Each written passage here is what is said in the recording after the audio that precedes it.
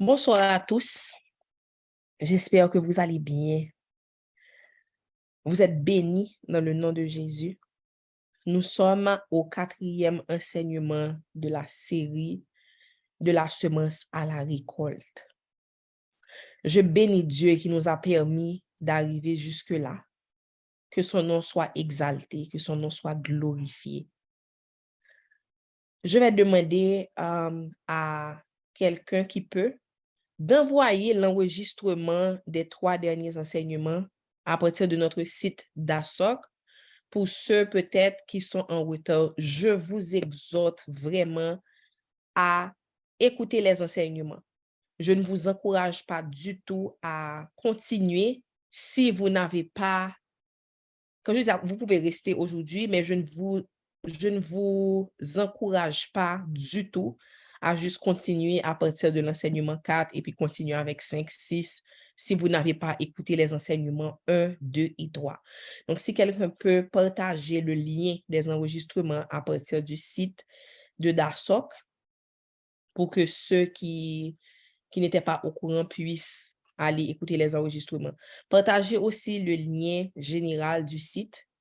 Sur le site, je vous encourage à visiter le blog où il y a plusieurs qui écrivent. Je vous encourage à visiter la section podcast où vous allez trouver tous les enregistrements, non seulement des appels du mercredi, mais aussi des prières du matin, les prières de 5h30 AM. Nous avons aussi sur le site les informations concernant les différents appels que nous avons. Donc, n'hésitez pas, visitez-nous et profitez bien du site parce qu'il y a beaucoup de ressources là-dessus. Seigneur, nous te louons, nous te bénissons, Papa. Merci, Seigneur, de nous permettre de nous réunir encore une fois.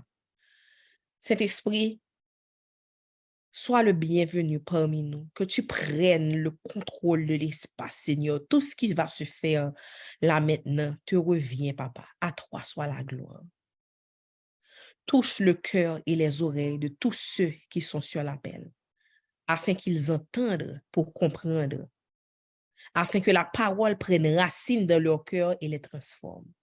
C'est dans ton nom précieux, Seigneur Jésus, que nous avons prié. Amen. Avant de rentrer dans l'enseignement, je veux faire une annonce. Nous cherchons des responsables, des gens qui s'y connaissent, qui pourraient nous aider à enregistrer DASOC, qui pourraient nous aider à enregistrer DASOC à l'étranger, afin, comme un non-profit, afin qu'on puisse avoir un compte au nom de DASOC. Beaucoup de personnes demandent, est-ce que DASOC accepte les dîmes et les offrandes? Je dis oui. Ce n'est pas quelque chose dont on parle à chaque mercredi ni chaque matin. C'est vraiment rare qu'on parle de ça.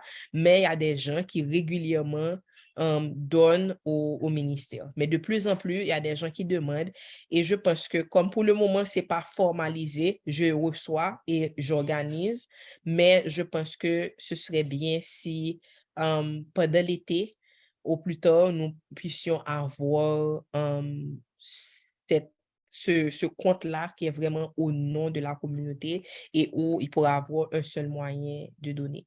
Donc, s'il y a des gens qui sentent qu'ils ont les capacités, les connaissances pour que ça aille rapidement, n'hésitez pas à me contacter sur WhatsApp et puis on pourra voir comment on pourra avancer avec ça. OK. Qui est-ce qui a été béni par les enseignements 1, 2 et 3? Qui est-ce qui sent les transformations jusqu'à présent de sa vie? Amen, amen, Mitsuka, alléluia. Cellule Delma 75. Nayu, est-ce que tu peux me faire savoir qui est-ce qui est avec toi? J'aime ça, j'aime quand les cellules sont réunies pour écouter les enseignements du mercredi. J'aime ça quand on se réunit physiquement. Donc, je vois cellule Delma 75. Je ne sais pas qui est-ce qui est réuni là-bas chez Nayanga. Vous pouvez me faire savoir. Amen, amen. Alléluia. Merci, Seigneur. Merci, Seigneur. Je suis contente. Aujourd'hui, nous allons voir l'enseignement Et oui, qui est-ce qui est avec toi que j'ai demandé, Nayou? Qui est-ce qui est dans la cellule aujourd'hui? Aujourd'hui, nous commençons avec l'enseignement numéro 4, OK, de la série de la semence à la récolte. Nous avons parlé de la semence, ce qu'elle est. Nous avons parlé de comment écouter, comment recevoir la parole de Dieu. Et en troisième, nous avons parlé de la transformation, en fait, qu'il doit avoir. Comment que la semence prend effet vraiment dans vos vies. Aujourd'hui, on va voir comment protéger sa semence. Comment protéger la semence. Alléluia. Écrivez ça pour moi dans le chat. Protéger la semence. Protéger la semence. Protéger la semence. Nous allons voir plusieurs versets, OK? Plusieurs versets. Et je prie vraiment que, comme d'habitude, après l'étude, vous allez prendre la semaine pour aller réviser ces versets, méditer là-dessus et vraiment laisser les versets prendre forme, laisser la parole prendre forme à l'intérieur de vous. Je vous répète encore, j'ai répété plusieurs fois déjà, cette série est extrêmement importante pour votre transformation. Si vous pensez que vous allez juste venir vous connecter un mercredi et ensuite retoucher à la parole, réviser la parole le mercredi d'après, lorsqu'on a un autre enseignement, vous n'allez pas avoir de transformation. Il faut ruminer la parole, il faut ruminer ce qui a été dit et ruminer ce qui a été planté, ce qui est en train d'être planté dans votre cœur pendant cette série. Qui est-ce qui peut me dire, dans le chat, vous pouvez participer, qui est-ce qui peut me dire d'après vous, qu'est-ce qui nuit le plus à la croissance d'une semence à l'intérieur de vous? Lorsqu'une semence est déposée dans votre cœur, quelle est la chose qui nuit, le plus grand poison à la croissance de cette semence?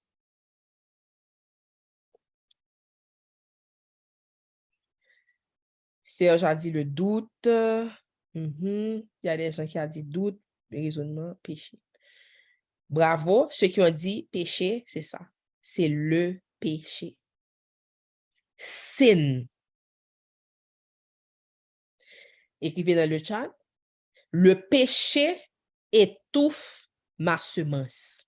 Ceux qui veulent l'écrire en anglais. Sin hinders my seed. Le péché étouffe ma semence. Sin hinders my seed. Et aujourd'hui, le focus vraiment de l'enseignement va être sur la pureté. La pureté. Comment s'assurer que notre sol est pur? Le péché est le plus grand poison. Le péché est le plus grand poison à la croissance de la semence qui est la parole de Dieu qui est déposée en vous. Je me rappelle qu'il y avait un homme de Dieu qui m'avait dit, il y a environ 7 ans de ça, waouh, le temps passe vraiment vite, qui m'avait dit, à 7 ans de ça, God cares a lot about your purity. Et il m'a dit ça, on n'était même pas en train de parler de ça. C'est vraiment, il est venu, c'est comme si le Saint-Esprit le lui a dit, et il m'a dit, Dieu tient à ta pureté, Anne-Sophie, pour faire son travail. Et en général, lorsqu'on parle de pureté, on a tendance à penser au sexe. Donc on dit, oh, rester pur, on pense toujours, on associe toujours pureté à quelque chose qui est sexuel. Cependant, je pense que l'Esprit de Dieu va nous emmener plus en profondeur par rapport à la pureté. Est-ce que vous pouvez écrire dans le chat pureté ou bien dire de là où vous êtes pureté, purity. Alléluia. Que le Saint-Esprit touche votre cœur, que le Saint-Esprit ouvre vos yeux en cet instant. Alléluia. Pour que vous ne voyiez pas selon la chair, pour que vous ne compreniez pas l'enseignement selon la chair, mais on va monter dans une autre dimension pour comprendre qu'est-ce que tu veux dire, Seigneur, par pureté. Lorsque le Seigneur dit qu'il veut que nous soyons purs, be holy like he is holy. Alléluia. Qu'est-ce que ça veut dire?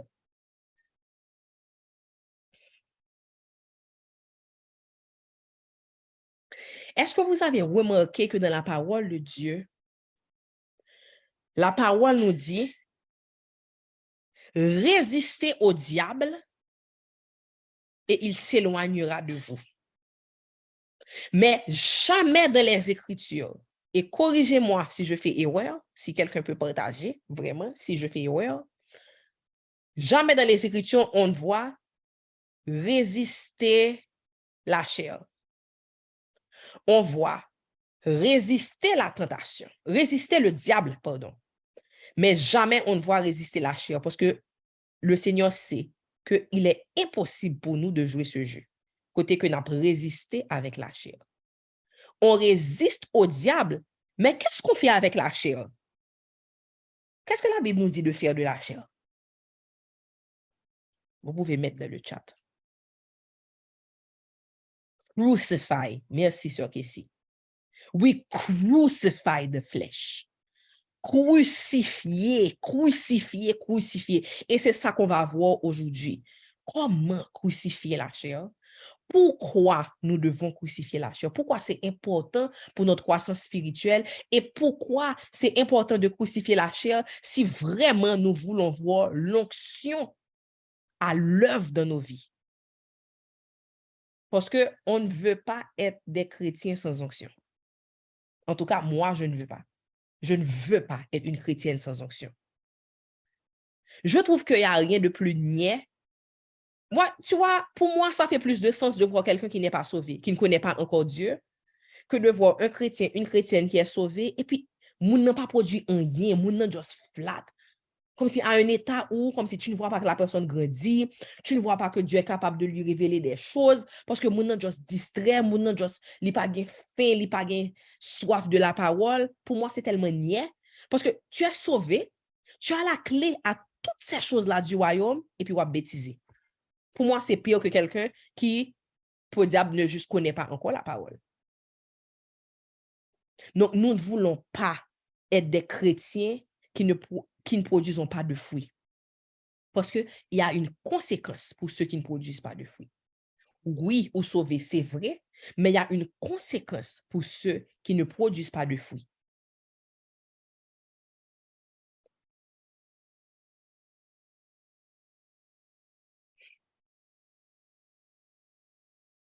Le premier moyen vraiment de lutter contre le péché, c'est par la connaissance de la parole de Dieu.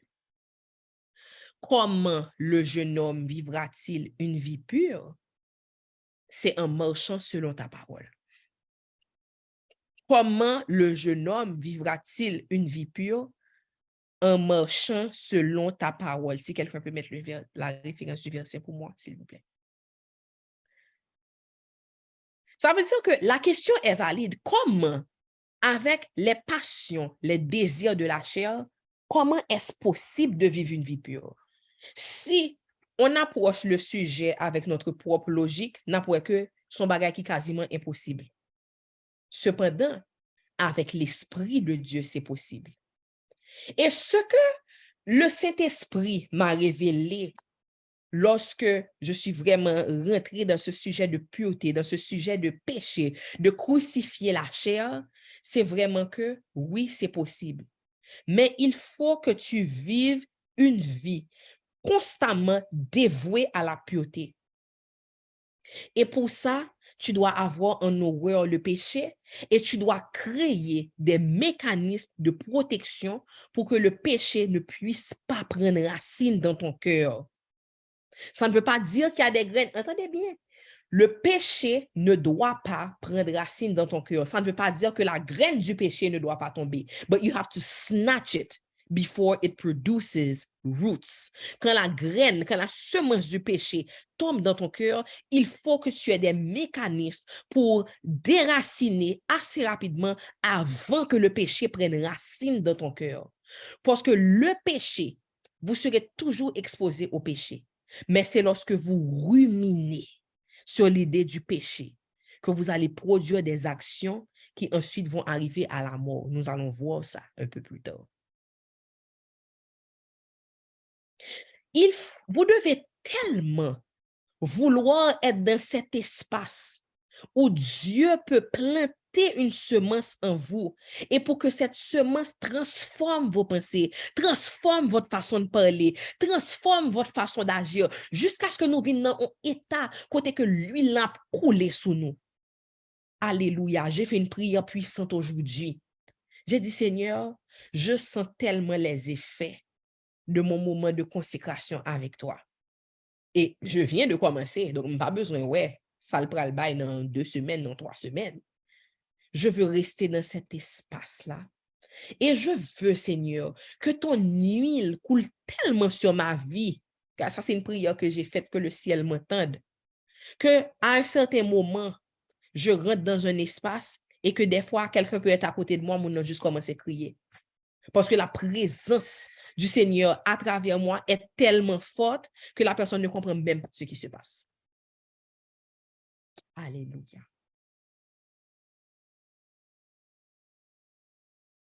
Je veux que la présence de Dieu repose tellement sur moi que des fois, je peux rentrer dans un espace et que il y a des gens qui commencent à prier, crier tellement comme si yo senti gon bagay powerful, supernatural. Mais ça demande de payer le prix. Ça demande de payer le prix. Le péché ne peut pas résider dans votre vie. Vous ne pouvez pas ruminer dans le péché.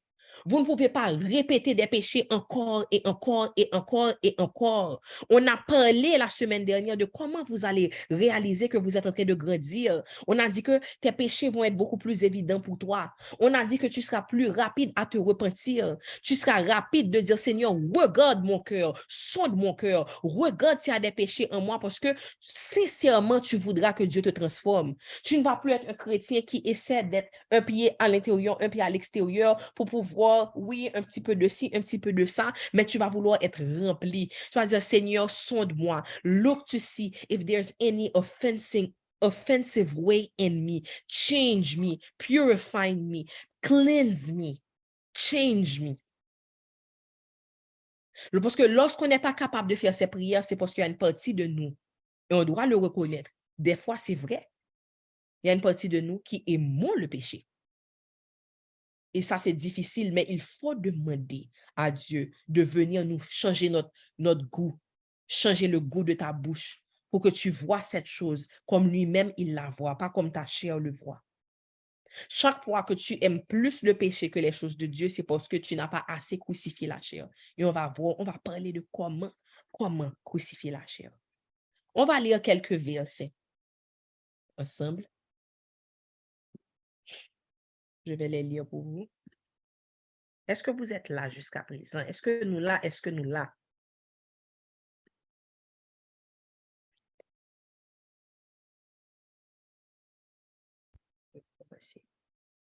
À lire. Qui est-ce qui était là pour le Bible pop-up 45 minutes avant qu'on commence et qui a commencé à lire le livre de Galates? Le livre de Galates est un très bon livre pour trouver des versets clés par rapport à ce sujet. Galates 5, je lis, tous les versets que je lis seront en Bible français courant. Galates 5, verset 24 nous dit, « Ceux qui appartiennent à Jésus-Christ ont fait mourir sur la croix leur propre nature avec ses passions et ses désirs. » Alléluia. Galates 5, verset 16 nous dit, « Voici donc ce que j'ai à vous dire. Laissez le Saint-Esprit diriger votre vie et vous n'obéirez plus aux désirs de votre propre nature. » Romains 8, verset 13 nous dit, car si vous vivez selon votre propre nature, vous allez mourir. Mais si par l'Esprit Saint, vous faites mourir le comportement de votre être égoïste, vous vivrez. Alléluia. Alléluia. Alléluia. Le salaire du péché, c'est là. Le salaire du péché, c'est la mort. Jésus était clair dessus. Il a dit, l'ennemi ne vient que pour tuer, égorger et détruire. Pas un lien que Satan vient offrir nous. Capoter bon fruit. Jamais. Le salaire du péché, c'est la mort. Et j'aimerais que vous répétiez ça de là où vous êtes avec votre bouche. Parce que il faut avoir en horreur le péché. Si votre cœur n'est pas encore convaincu qu'il n'y a absolument rien de positif qui peut sortir d'une vie où vous restez à entretenir le péché, il faut le dire de votre bouche jusqu'à ce que ça rentre dans votre tête, ça descende dans votre cœur et que ça amène à un changement de comportement. Répétez, le salaire du péché, c'est la mort. Ça veut dire que il n'y a rien qui peut justifier ça. Quel que soit le plaisir temporaire que ça t'apporte, quel que soit how good it feels on the moment, il n'y a absolument aucune bonne fin pour celui qui choisit le péché. Le salaire du péché, c'est la mort. Mais celui qui obéit à la vie éternelle. On sait comment, Galates 5, verset 19 à 21 nous dit, on sait bien comment se manifeste l'activité de notre propre nature dans l'immoralité, l'impureté et le vice, le culte des idoles et la magie. Les gens se haïssent les uns les autres, se querellent, sont jaloux, ils sont dominés par la colère et les rivalités, ils se divisent en partis et en groupes opposés, ils sont envieux, ils se livrent à l'ivrognerie et à des orgies en commettant d'autres actions semblables. Je vous avertis maintenant, comme je l'ai fait, ceux qui agissent ainsi n'auront pas de la place dans le royaume de Dieu. N'auront pas de place dans le royaume de Dieu.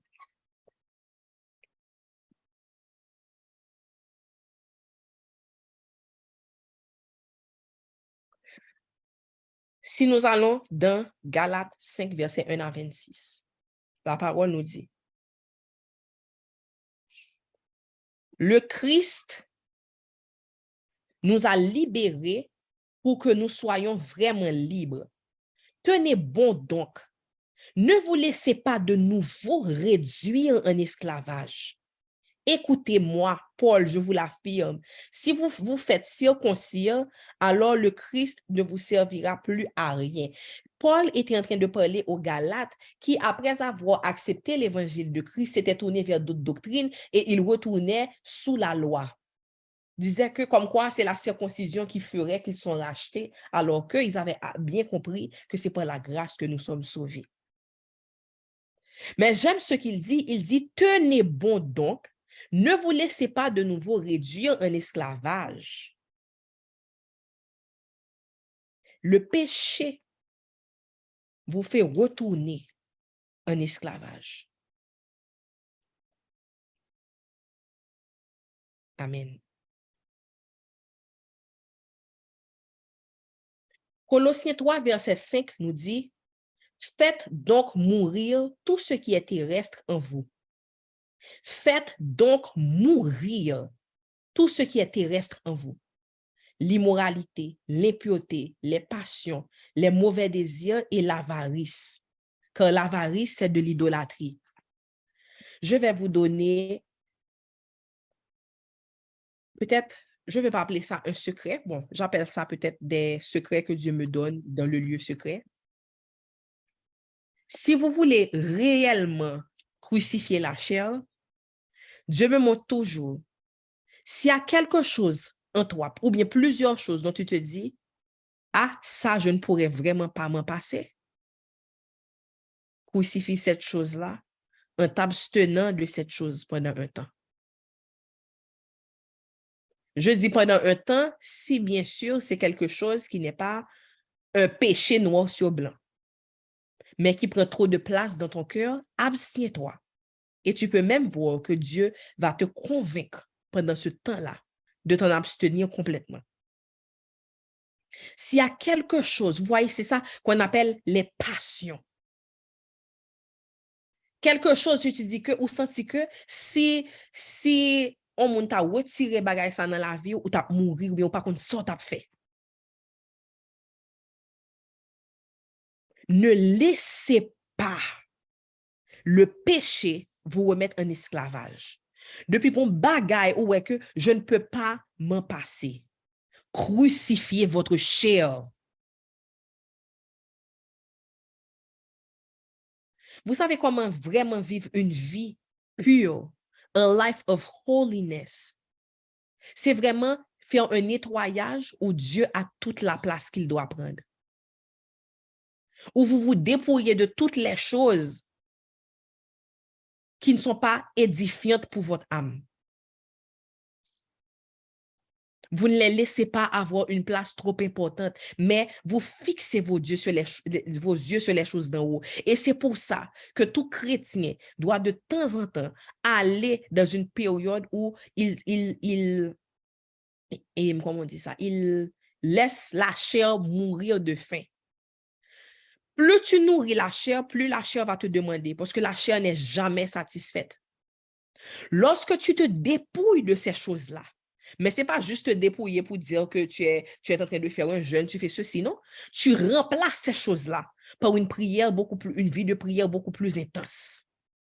Tu laisses tes oreilles être abondées par la parole de Dieu. Tu laisses la parole jouer dans la télé qui est chez toi, dans la voiture.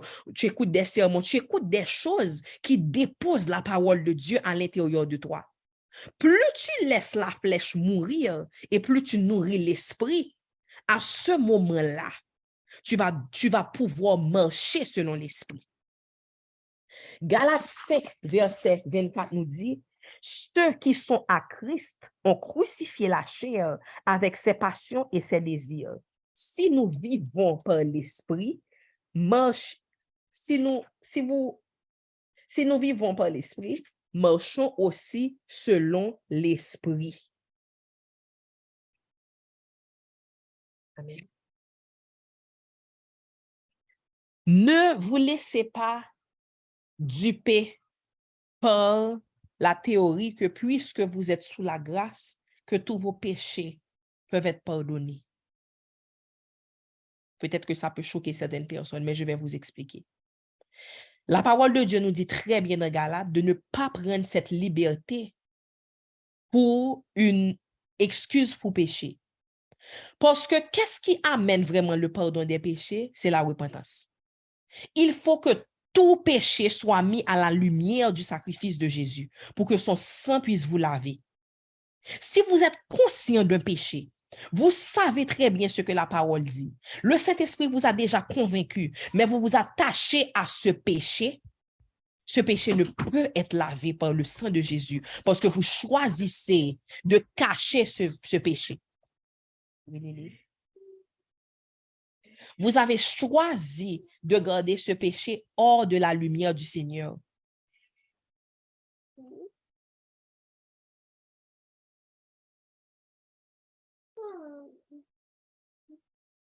Alléluia.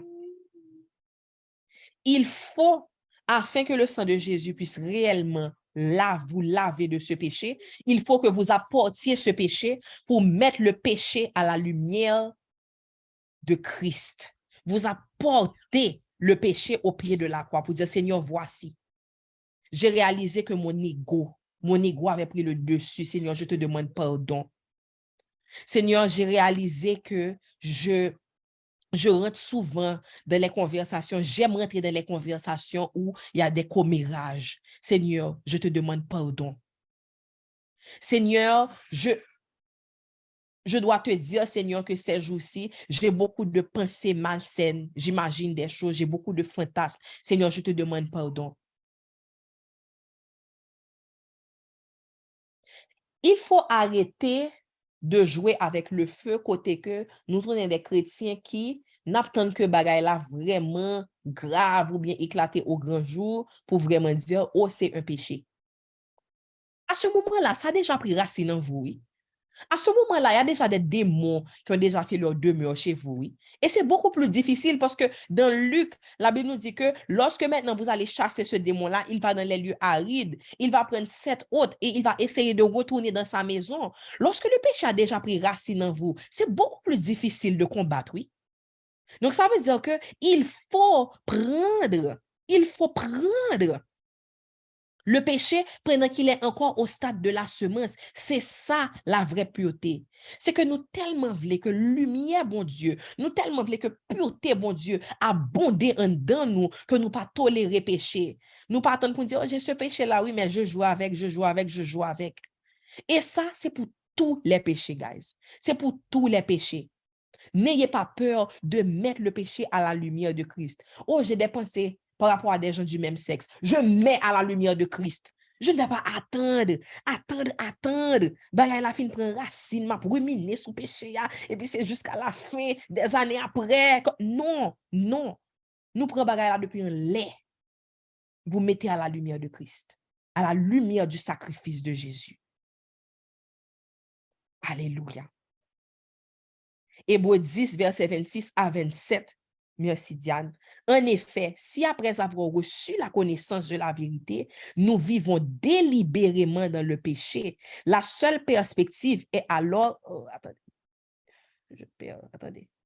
La seule perspective est alors l'attente terrifiante du jugement et du feu ardent qui embrasera ceux qui se révoltent contre Dieu. Tendez bien, il dit, si après avoir reçu la connaissance, tu sais ce qui est bien et tu choisis de faire le mal.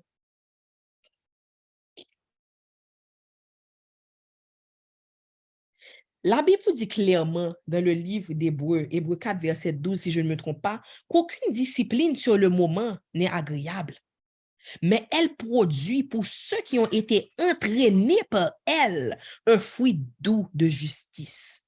Ça veut dire quoi? Ça veut dire que vous devez entraîner votre chair. Vous devez entraîner votre chair à vouloir les choses de Dieu.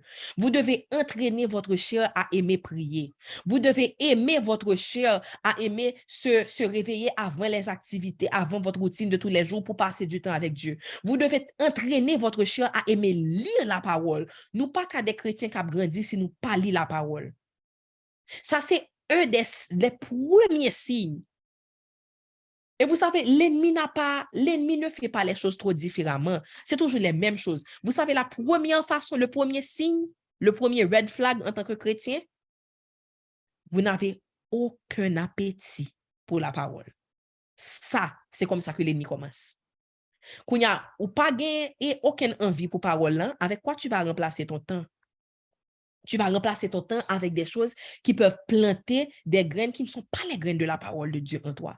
Donc, dès que tu réalises, je n'ai pas envie de lire la parole, essaie de chercher des nouvelles façons. Peut-être que là, dans cette période-là, tu te sens vraiment prendre la Bible physique, c'est vraiment une corvée pour toi, mets ça en audio. Mais il faut te révolter. Jésus a dit, le royaume de Dieu, ce sont les violents qui s'en emparent. Ou pas quand chrétien, même si tu es sauvé, et puis ou là, ou qui t'es marché sur vous, tu réalises que tu n'as jamais envie de lire ta Bible, tu réalises que tu n'as jamais envie d'écouter les sermons, tu t'éloignes de ta communauté, tu ne fais rien, et puis tu restes là comme ça, et puis c'est OK, c'est comme ça. C'est comme ça, là. Non! Il faut prendre le péché avant qu'il prenne racine dans ton cœur. We have to crave. Et quand je dis crave, nous ne pas jamais craving. On dit, wow, c'est ça pour nous manger. Nous allons là, si nous pas manger, nous ne pas sentir nous bien. You have to crave a life of holiness. You have to crave a life of holiness.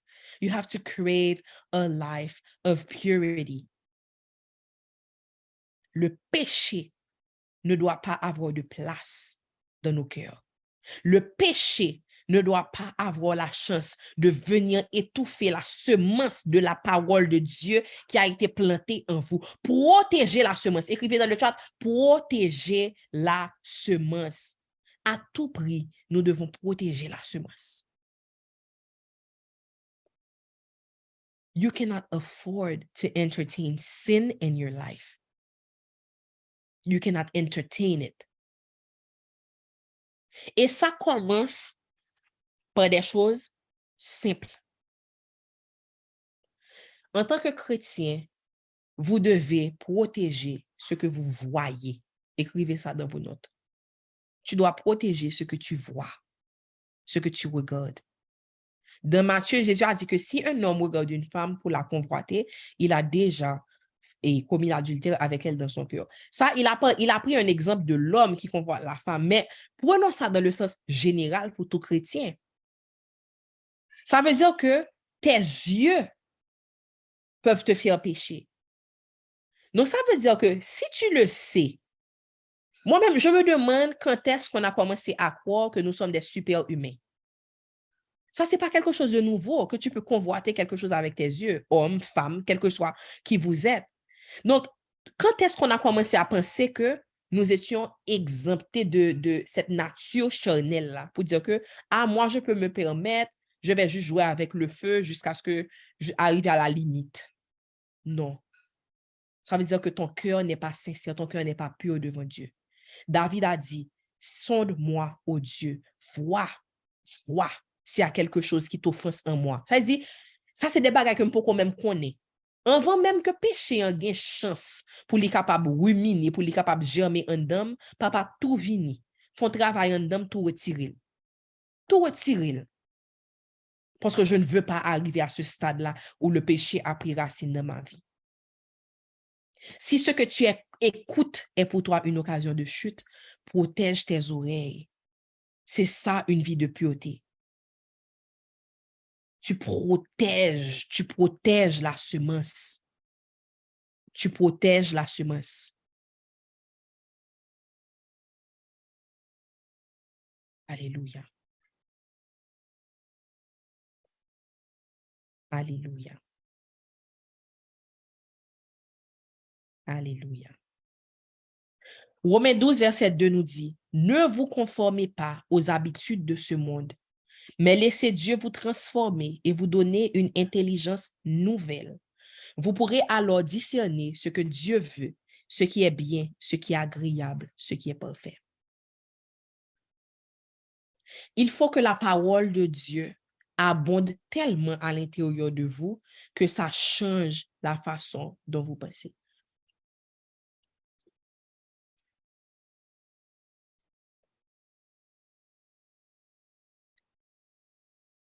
Romains 8, verset 5 nous dit, « En effet, ceux qui vivent selon leur propre nature se préoccupent de ses désirs, mais ceux qui vivent selon l'Esprit Saint se préoccupent des désirs de l'Esprit.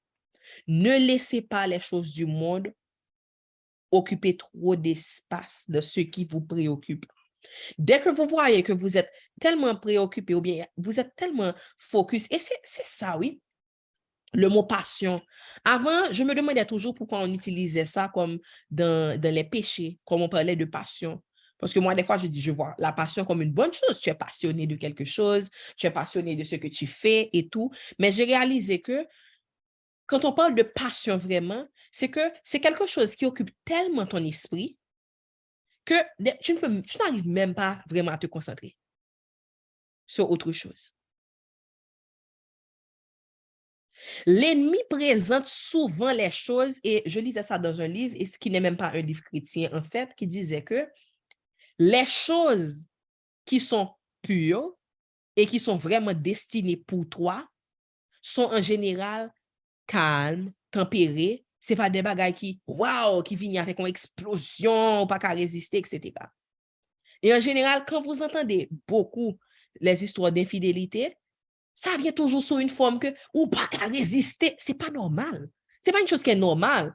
Comme si on nous remet, comme si, c'est kounya qu'on l'amour. Comme si pour dire qu'on remet on moun, ou pas qu'à résister. C'est pas quelque chose qui est naturel. Mais l'ennemi, il vient toujours présenter ça comme ça. C'est pas naturel. L'amour réel est tempéré, dosé. C'est pas comme si, my God. Mais l'ennemi présente ces choses-là sous forme de passion. Je ne peux pas résister. Je ne peux pas Je ne peux pas user de, comment on appelle ça, self-control. La tempérance est un fruit de l'esprit.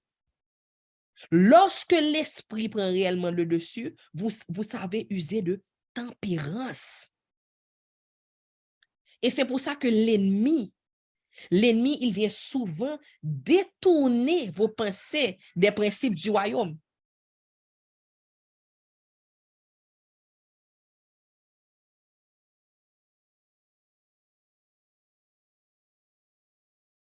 L'ennemi vient souvent déformer les idées du royaume. Ça veut dire qu'il n'y a plus de, ah ok, pour que je puisse rester dans mon mariage, je dois sentir la passion. Qui vous a dit ça? Vous prenez les idées du monde, mais vous nourrissez pas votre esprit avec la parole de Dieu. C'est pour ça que dans Romains 12, verset 2, nous dit que laissez-vous transformer afin que vous puissiez discerner quelle est la volonté de Dieu, ce qui est bon, agréable et parfait. Vous ne pouvez pas être dirigé par la chair parce que la chair a des désirs contraires à ceux de l'esprit.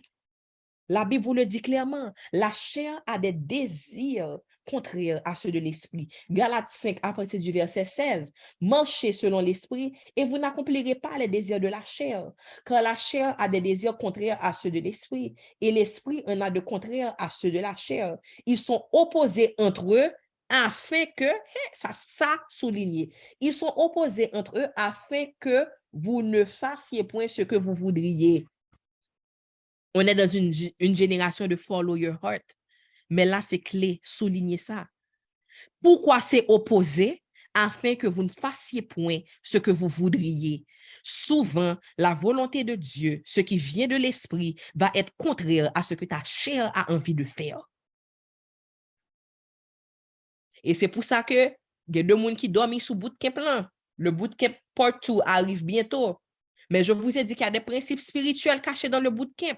Boire une quantité d'eau, vous forcer à dormir pour avoir une quantité d'heures de sommeil chaque jour, manger une quantité de légumes, etc. Nous pensons séance, nous pensons c'est tutu. Il y a une puissance divine qui vient lorsque vous apprenez, pas seulement par lire la Bible et tout. When you learn to subject your flesh to a certain discipline. C'est clé, c'est clé. Et moi, je dis toujours que, moi, je me dis toujours que lorsque je vois un pasteur qui prêche la parole de Dieu, qui est très dévoué à la parole de Dieu, mais qui ne pense jamais à sa santé, pour moi, il y a un problème. Ça, c'est pas écrit dans la Bible, non? Ça, c'est Anne-Sophie qui le dit. Et j'ai cette conviction personnelle-là. Si tu ne peux pas discipliner ta chair, mais que tu connais la parole de Dieu, il y a un problème. Discipliner ta chair pour manger d'une façon qui est balancée, pour boire assez, pour hydrater tes cellules, pour faire un minimum de mouvement, pas droit dans le gym pour chouette, c'est pas pour tout le monde, un minimum de mouvement. Il y a un minimum que tu ne peux pas faire pour mettre ta chair sous cette discipline-là, il y a un problème. Il y a un problème. La parole de Dieu nous dit que les désirs de la chair et les désirs de l'esprit sont opposés entre eux afin que vous ne fassiez pas ce que vous voudriez. Il faut crucifier la chair. Il faut avoir de temps en temps, des périodes où vous retirez les distractions. Vous retirez ce que la chair vous demande. Il faut dire non à la chair. Non. Moun qui gen ti moun. Il y a des choses que votre enfant va vous demander qui sont vraiment mauvais pour eux. Donc, là, c'est comme si c'est l'enfant qui dirige. L'enfant a une connaissance tellement limitée de ce qui est bien pour lui. Et puis nous-mêmes qui là, en tant que parents, disons que l'enfant de 2 ans, 3 ans, 4 ans, c'est la chair. Et puis vous-même, en tant que parents, vous êtes l'esprit. Et puis nous dit, ah, eh bien, OK. Alors que vous savez mieux. C'est pour ça que la chair, l'esprit doit savoir dire à la chair, non. Non. Et pour camper derrière elle. J'ai dit non. Vous devez apprendre à crucifier la chair et à vous remplir des choses de l'esprit.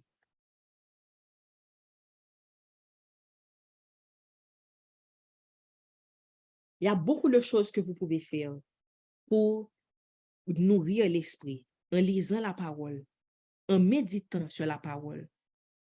Vous devez vous entourer de gens qui aiment Dieu, qui aiment la parole de Dieu. Des gens que vous pouvez voir clairement qui sont en train de grandir. Ne sous-estimez jamais la puissance de bonnes influences. Ne sous-estimez jamais la puissance de bonnes influences. Je ne sais pas si vous avez déjà expérimenté peut-être des gens là qui n'aiment pas trop faire des exercices. Vous n'avez jamais été, par exemple, été seul au gym et puis après ça, vous allez avec quelqu'un qui aime ça, qui est motivé. N'a pas de différence là. Tout de suite. Ne sous-estimez jamais la puissance de se mettre. Vous devez vous mettre avec des gens qui reflètent ce que vous voulez être. Qui reflètent ça. Il y a des choses que vous allez leur apporter, il y a des choses qu'ils vont vous apporter. Moi-même, j'ai été vraiment inspirée par des gens qui ont ce goût-là de lire la Bible, lire la Bible. Ça m'a vraiment inspirée. Je dis, wow, I want this. C'est une bonne chose. Oui, ça y est. J'espère que tu vas continuer. Vous devez regarder ce avec quoi vous avez une faiblesse. Par exemple, n'importe que faiblesse moins, c'est pour les paroles bon Dieu. Faiblesse moins, c'est pour me discipliner, pour monter sur appel là. Cherchez quelqu'un qui a cette force-là, là où vous avez une faiblesse, et mettez-vous avec cette personne-là. Mettez-vous sous cette discipline-là pour crucifier la chair et nourrir l'esprit. C'est-à-dire, Intel, depuis où elle fait 6h45, moi pas sous appel d'assoc là, check him. Depuis où si tu es arrivé, on va monter, parce que vraiment, I'm struggling, des fois, je n'ai pas envie. Soyez sincère, mais il faut crucifier la chair. Et la première façon, la première étape pour crucifier la chair, c'est de mettre le péché à la lumière. Mettre le péché à la lumière. Galates 5, verset 25 nous dit, l'Esprit nous a donné la vie. Laissez-le donc aussi diriger notre conduite. L'Esprit nous a donné la vie. Laissons-le donc aussi diriger notre conduite. Arrêtez aussi, pendant que vous écoutez cet enseignement, arrêtez de penser aux péchés qui sont les plus évidents. Je veux vous donner ce challenge-là maintenant. De penser aux petites choses. Votre façon de répondre.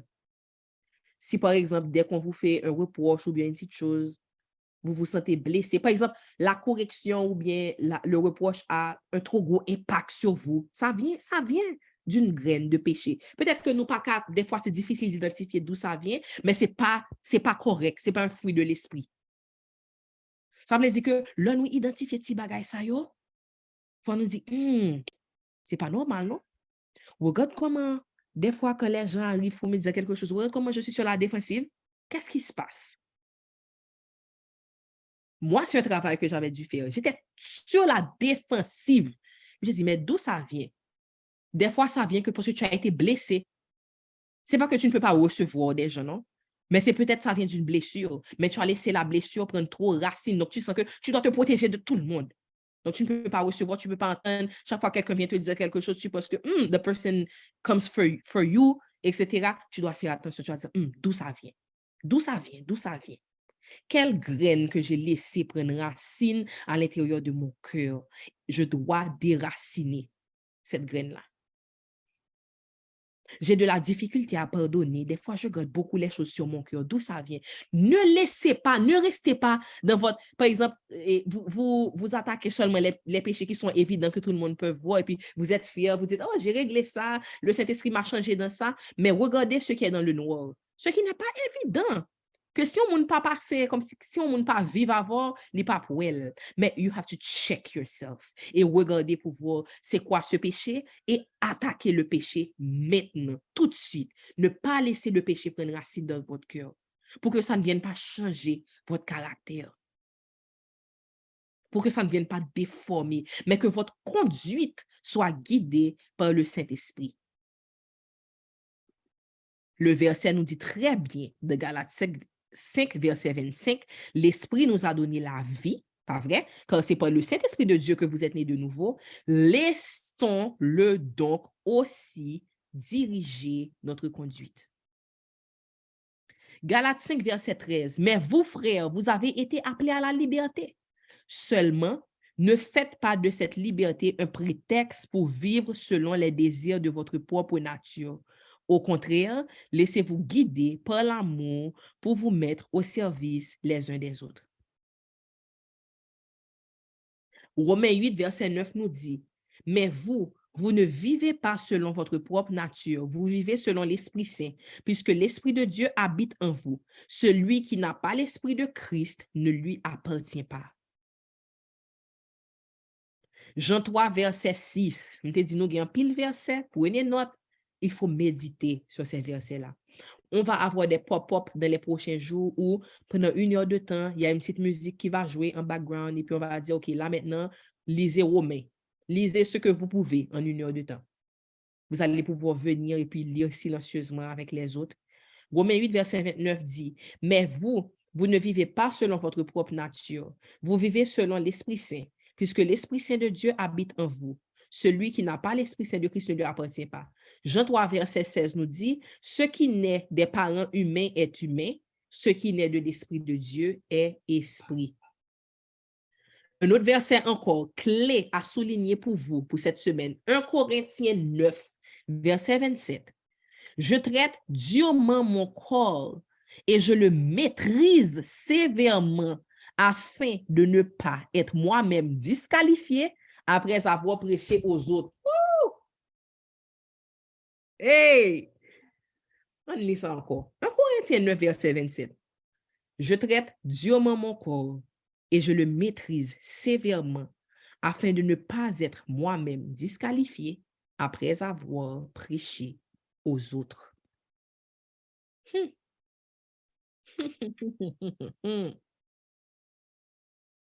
Qui est-ce qui a responsabilité? Qui est-ce qui est en position leadership là?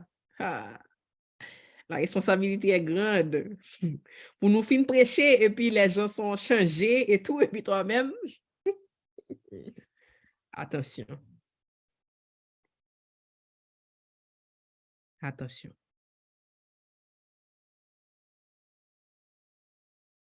Alléluia. Merci Seigneur.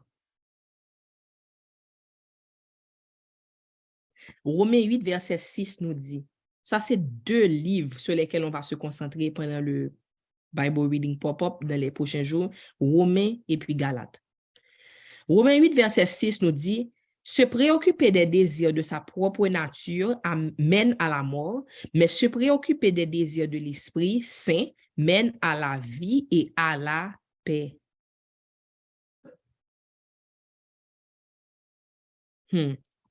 Romains 13, verset 14. Revêtez-vous de tout ce que nous offre Jésus-Christ le Seigneur et ne vous laissez plus entraîner par votre propre nature pour en satisfaire les désirs.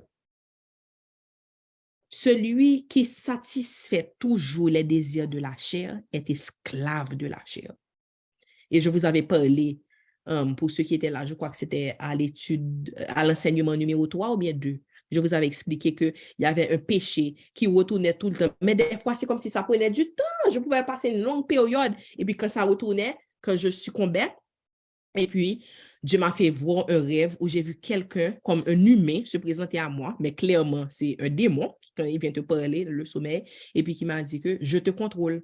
Je peux claquer des doigts et tu vas tomber dans le péché. Et puis j'ai dit, mais quelle idée, qu'est-ce que tu racontes comme ça? Et puis il a claqué des doigts, je suis tombée sur le péché, dans le péché, il a claqué des doigts encore, et puis j'ai arrêté d'être dans le péché.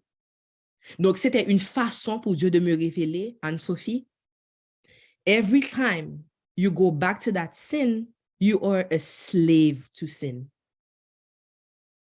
Slave. Il m'a montré ça clairement dans le rêve. Et je vous dis, c'est pas comme quoi un péché, comme quoi chaque jour, chaque 2 jours, même pas chaque semaine. Pour ne pas exagérer, c'est comme quelque chose qui peut retourner dans mon esprit chaque 6 mois, pour ne pas exagérer. Depuis quelque temps, parce que tellement m'a dit que, oh, me libérer, etc. Oh, oh. Et puis, je dis, mais Seigneur, ça fait tellement longtemps, comme si tu graines fois ça. Il m'a dit, esclave du péché. I want you to be holy. I want you to be pure. Pas gain à faire de, oui, des fois, nous, en relation avec un monde, nous décidons que nous pas forniquer encore. Oui, mais on ne fait pas ça tout le temps, non? C'est maintenant, c'est une fois en passant. He wants you to be holy, fully devoted to him. Why are you entertaining sin over and over again? Tu te donnes des excuses. Oh, c'est pas beaucoup, c'est pas assez. Non. Tu dois avoir en horreur le péché pour que ça abonde, pour que la lumière de Christ abonde à l'intérieur de toi. Lorsque tu ne nourris pas le péché, tu fais l'espace pour que tu entendes la voix de Dieu de façon beaucoup plus claire. Et on va laisser ça pour les prochaines semaines, peut-être la semaine prochaine, je ne suis pas sûre, pour voir c'est quoi les bénéfices qui arrivent lorsque tu protèges ta semence. Qu'est-ce qui vient avec lorsque tu protèges ta semence? Il faut vraiment arrêter de laisser l'ennemi venir empiéter sur ce que Dieu est en train de faire dans vos cœurs. Pureté, holiness. Be holy as I am holy. Quand je savais lire ce verset-là, ça savait me paraître impossible. Mais chaque fois que je lis un verset que je ne comprends pas, maintenant, je ne dis pas, oh, je ne comprends pas, et puis je laisse de côté. Je dis toujours, Seigneur, montre-moi. Parce que quand je lisais, je dis, Seigneur, ce verset-là est vraiment dur. Be holy as I am holy. Comme je suis saint, soyez saint. Mais je dis, Seigneur, mais qui est saint comme toi? La seule raison qui fait que nous soyons sauvés, c'est parce que lorsque le péché vient pour nous condamner, il ne nous voit pas, il voit Christ. Mais si c'est moi, ouais, m'tap chiré. Donc, comment tu peux me demander, Seigneur, soyez saint comme moi, je suis saint? Mais Dieu ne ment pas et il n'y a pas d'erreur dans la parole. So, if God asks us, si Dieu nous demande, soyez saint comme moi, je suis saint, c'est que c'est une possibilité. La seule chose, c'est que vous ne pouvez pas le faire de votre propre force. Vous devez marcher selon l'esprit. Que l'esprit soit celui qui guide votre conduite. Pour tout péché, n'attendez pas que le péché prenne racine. Vous avez des pensées de luxure, mettez-le à la lumière du Christ. Vous avez des pensées par rapport aux gens de même sexe que vous, mettez-le à la lumière de Christ. Vous êtes addict à la pornographie. Je ne vais même pas aller dans addict. Parce que moi, c'est que il y a des gens qui disent, oh, mais je ne suis pas addict, c'est une fois en passant. Vous allez vers ce qui est impur, vers ce qui est immoral. Mettez-le à la lumière de Christ. Merci Seigneur. J'ai failli oublier ça. Il y a quelque chose que Dieu m'a demandé de partager avec vous. En fait, il ne m'a pas demandé de partager avec vous. Il m'a donné ça pour moi avant. Et j'ai laissé ça ruminer assez maintenant pour pouvoir partager avec vous. Tenez bien. Tenez bien, oui. Si vous écoutez ça avec vos oreilles charnelles, vous allez passer à côté de ce que je suis en train de dire. Un petit peu de silence sur le chat, s'il vous plaît. Trop d'activité. Concentrez-vous. Écoutez bien. Si vous écoutez ça avec vos oreilles charnelles, vous allez passer à côté de ce que je suis en train de dire. Dieu m'a montré. Everything you like. Je vais dire en anglais, après ça, je vais dire en français. Et en créole. Every time you like something on social media, you open a door. Quand tu like quelque chose sur les réseaux, tu ouvres une porte. Chaque le ou like on bagaille sur les réseaux sociaux, ouvre une porte. Ça veut dire quoi? Ça veut dire quoi? J'ai dit, Seigneur, comment ça? Qu'est-ce que tu veux dire par là? Quand tu like, en tant que fille de Dieu, en tant que fils de Dieu, le ou like on bagaille, you mean you approve of it. You approve of it. Ces derniers temps, Dieu m'a fait, et vraiment, ça c'est vraiment le Saint-Esprit, parce que je ne suis vraiment pas, ceux qui sont nouveaux, peut-être ils ne vont pas me croire, mais ceux qui sont là depuis longtemps, vous savez, je ne suis vraiment pas le genre à dire, les gens qui font telle chose, vraiment pas. Mais ça c'était vraiment le Saint-Esprit qui avait continué à attirer mon attention. Des fois, vous savez, quand vous êtes sur Instagram, et puis vous pouvez voir, par exemple, des gens que vous êtes en train de suivre aussi, vous allez sur un post, et puis ça va vous dire, telle personne a like le post. Et je ne sais pas pourquoi, le Saint-Esprit a commencé à me faire voir beaucoup de choses que normalement peut-être que je ne verrais pas et tout, et puis ça me faisait voir des gens, soit de la communauté et tout, qui like.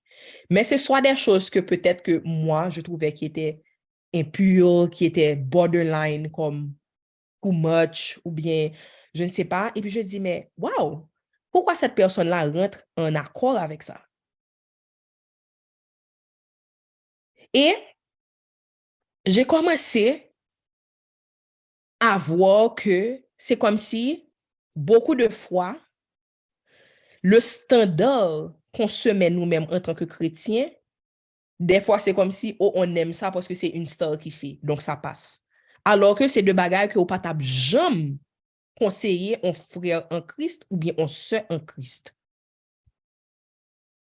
Je vous donne un exemple. On moun met ton bagage. Tout col paraît net. Tout col net. Je vous dis, il n'y a rien qui est caché. Moun nan met ton bagage sur lui, il met. Si c'était un frère en Christ, une sœur en Christ qui te font bagage comme ça, tu vas dire, oh, comme si je ne vois pas le fruit de l'esprit. Mais parce qu'une star a fait ça, et puis c'est comme, oh, wow, elle est tellement belle, il est tellement beau, etc. Like, you're coming into agreement with it. Donc, c'est comme si nous avons double standard. Nous avons double standard. Chaque le ou like on bagage, vous devez faire attention à ce à quoi vous êtes en train de like. Tout dire, oh, je suis d'accord avec ça. Je like ça. Attention. Attention. Et vraiment, ça, c'est pas le genre de choses que je sais prêcher. Vraiment. Mais quand je vous dis qu'il a attiré mon attention là-dessus, faites attention. Faites attention. Why are you agreeing with someone posting naked? Why are you agreeing with it? Ou même ou pas tap fait? Ou pas tap conseiller un frère en Christ fait? Ou pas tap, même on monde qui pas dans l'évangile, ou pas tap conseiller au fait? Donc pourquoi, puisque c'est quelqu'un d'influence, une star, pourquoi tu likes ça? Chaque fois que tu fais ça, tu ouvres une porte et même pour dire que tu as envie d'être comme ça aussi. Il y a quelque chose que tu envies. Donc, ça veut dire que, et il y a quelque, c'est vrai que ta chair aime ça. Peut-être que tu sais, mais tu es comme, peut-être que ta chair dit, oh, I wish I could pose naked. Oh, c'est pas dans l'évangile. Les amis, pour qualité sport, ça m'a fait là, t'as calé comme. Aïe, aïe, aïe. Mais tu dis, oh, j'allais poser nu, j'allais faire des choses, etc. Mais ça, c'est ta chair vraiment. And it's true. Mais l'esprit te dit, tu n'as pas besoin de montrer tout ça. Peut-être que l'esprit n'est pas en train de te dire, mettons, en jupe qui arrive juste là. Non, OK, l'esprit a dit, tu peux mettre tes petits shorts, OK, tu peux mettre, etc. Depuis, bah, elle n'a pas trop coûté, c'est pas exagéré, il n'y a pas de problème. Je ne t'ai pas donné la conviction de couvrir tout ton corps, tous tes bras, toutes tes choses. Mais il y a un certain standard, tu vois. Mais ta chair veut autre chose, ton esprit te dit autre chose.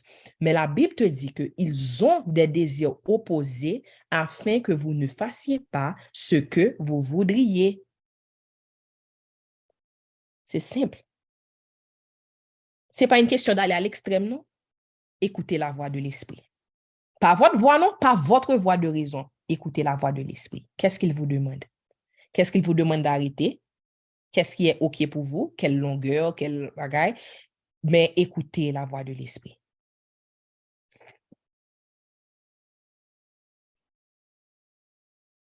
Causer en pile aussi, causer vraiment en pile. Parce que le Saint-Esprit, là, on parlait de la semence, ceci, cela, mais là, on rentre vraiment dans de la viande de transformation. Ouf! Romains 7, verset 5. En effet, quand nous vivions selon notre propre nature, les désirs mauvais excités par la loi agissaient dans notre être tout entier et nous produisions ce qui mène à la mort.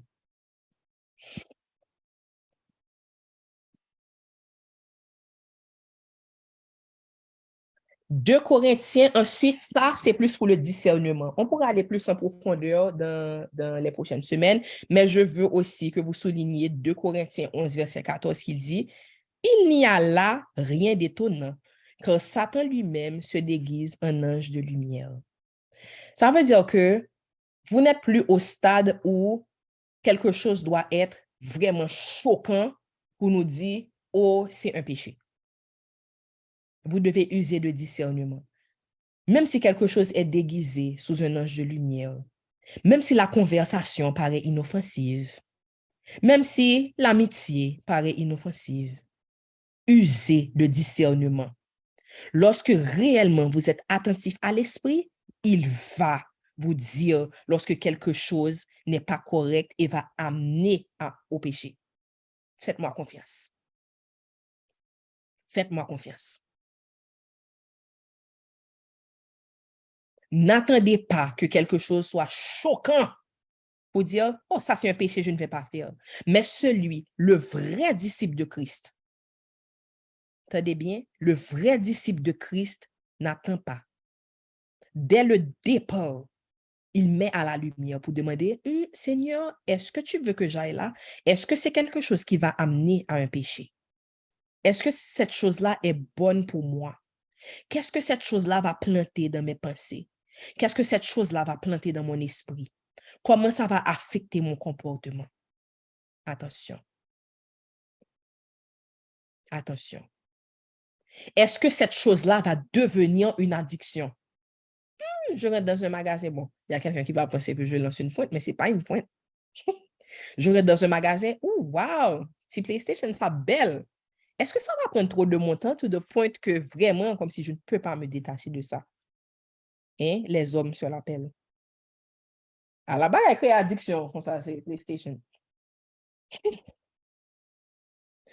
Bon, pas dire logiciel, ça fait longtemps, je vois qu'il ne joue pas. Bon, je ne connais. Mais moi, ça fait un petit temps. Dieu a fait grâce. Mon cuisson sous mouillé. Non, ça, c'est quelque chose de vraiment. Et je pense qu'il y avait même un pasteur qui avait fait tout un sermon là-dessus. Parce que, blague à part, c'est vraiment quelque chose qui crée. Mais c'est vraiment quelque chose qui crée une addiction, sérieusement. Et regardez pour voir dans votre comportement, pas seulement pour PlayStation, mais analysez tout. Les femmes, les hommes sur l'appel, analysez tout ces bagailles.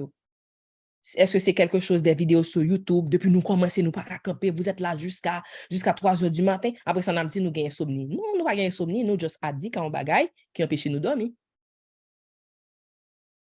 Qui après va vous emmener à une insomnie plus tard, qui va affecter votre mariage. L'ennemi sait très bien ce qu'il fait, oui.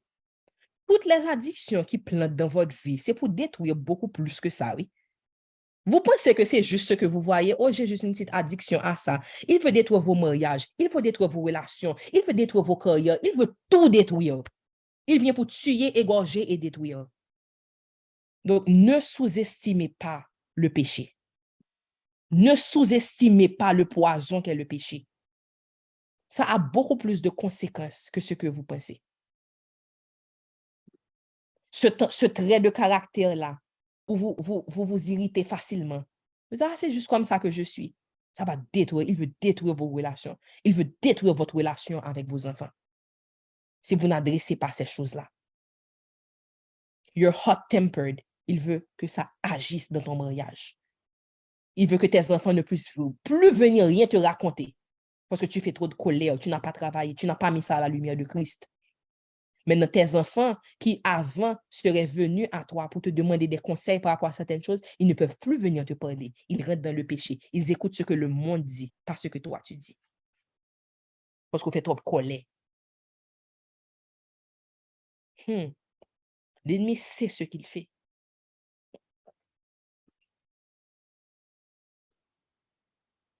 Je vais lire juste 2 ou 3 versets pour qu'on puisse clôturer.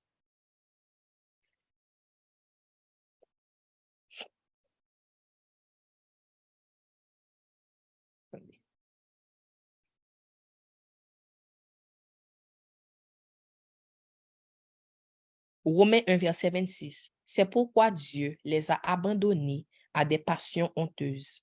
Leurs femmes elles-mêmes changent les relations naturelles en des relations contre nature. Amen. Amen, amen, amen, amen.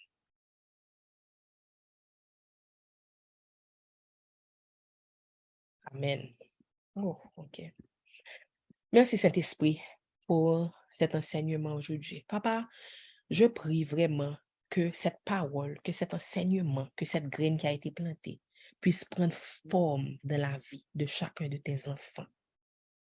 Seigneur, je prie, Papa, que dans les prochains jours et que même dès ce soir, à travers des rêves, des visions, à travers des choses que tu vas leur dire spécifiquement, que tu puisses mettre à la lumière tout péché connu et tout péché inconnu qu'il y a dans leur vie. Et qu'ils puissent être obéissants et mettre ces péchés à la lumière du sacrifice que tu as fait pour nous à la croix. Seigneur, tu as déjà tout payé pour nous. Apprends-nous à marcher en nouveauté de vie. Apprends-nous, Seigneur, à prendre possession des clés du royaume que tu nous as données et de ne plus rester esclaves du péché. C'est dans ton nom précieux, Seigneur Jésus, que nous avons prié. Amen. Amen, amen, amen. Soyez bénis. Je remarque sur l'appel du matin, il y a toujours une vingtaine de personnes. Je ne sais pas ce qui vous empêche souvent le matin, mais j'aimerais voir plus de personnes. Je connais que nous avons plus, peut-être pas 112 comme ce soir, mais je sais qu'il peut y avoir plus de personnes sur les prières du matin. Et je sais que vous allez être édifiés si vous le faites. Je sais que vous allez être édifiés. Commencez par vous donner une certaine discipline. Je vais vous dire, partager quelque chose avec vous que j'ai commencé à faire. Je trouvais que, par exemple, des fois, à midi, dépendant de l'heure de certains appels de prière, je n'arrivais pas vraiment à me concentrer pendant tout le temps, soit à cause de certaines choses que je devais faire et tout. Et puis, le Saint-Esprit m'a dit, un jour, il m'a dit, commence petit, mais ce que tu choisis, donne-toi à 100%. Ça veut dire, si tu montes sur un appel de prière ou bien sur l'appel du matin, même si tu ne peux pas rester 1 heure de temps, tu peux rester 10 minutes, mais pendant ces 10 minutes, sois là à 100%. Et puis j'ai dit, oh wow, that's so good. Et puis ce même jour-là, sur l'appel de midi, Mamie Maga, qui est en train de prier, a dit ça. Elle a dit, même si c'est 5 minutes au cabaye, bah, il est à 100%. J'ai dit, wow, confirmation. L'Esprit Saint ne te demande pas de faire des choses qui ne sont pas réalistes. Il sait que tu as des choses à faire et tout. Mais commence petit à petit jusqu'à ce que tu aies la faim. OK? Tu ne peux pas te réveiller à 5h30 pour la prière du matin. Mets ton alarme pour 5h45. Bon, dépendant de qui fait la prière, des fois, ça finit même avant. Des fois, ça peut aller jusqu'à 6h30, oui, mais des fois, il y a des gens qui finissent à 6h. Mais à 45, et puis dis, OK, je vais faire 15 minutes. Ensuite, tu te réveilles de plus en plus tôt, plus en plus tôt, plus en plus tôt, jusqu'à ce qu'un vent va même lever un vent prière du matin pour un temps personnel avec mon Dieu, un vent prière collective. OK? Donc, crucifiez la chair, mettez-vous sous une forme de discipline et Dieu, il va faire des choses extraordinaires dans vos vies. Soyez bénis, que Dieu vous garde. À demain matin pour la prière.